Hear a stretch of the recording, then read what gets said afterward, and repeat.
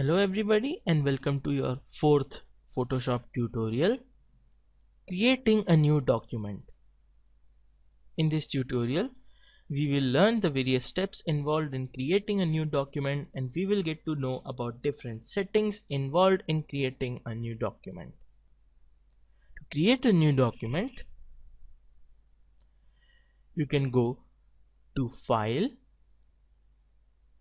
New, select New, and then a new window will pop up. Now let's talk about this window. First thing over here is the name.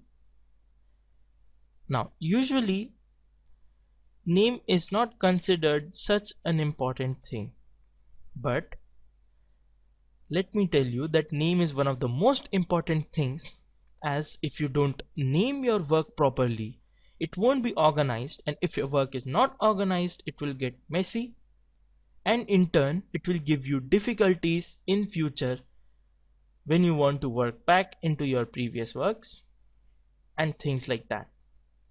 Make sure to name it properly so that the work gets organized and it stays organized. So let's just name it demo. Now let's leave the preset for now. What we have down here is the width.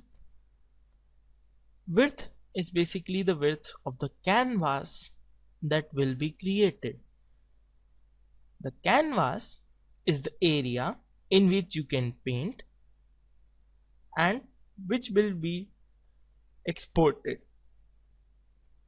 So basically the area inside the canvas, that is all the things, editing, painting, anything that you did that is inside the canvas, only that will be exported. So this gives the width of the canvas. This gives the height of the canvas. You can click and drag. Width and height is currently in centimeter in order to imitate to the real world, but we can set it to pixels, inches, centimeter, millimeter, points, picas and columns. Now others are not usually used. The most commonly used is the pixels. So let's just set it to pixels, and then we can give the image size 720 by 480 pixels. Now the resolution is how many pixels are there per centimeter of the document. The more pixels there are, the high quality the image will be, and the higher size of the image will be. So higher the resolution, higher the quality, and higher the size. We have pixels per centimeter and pixels per inch. Let's leave it at pixels per centimeter. Let's increase the resolution to 100. Now color mode, we have many different color modes: bitmap, grayscale, RGB color, CMYK color and lab color.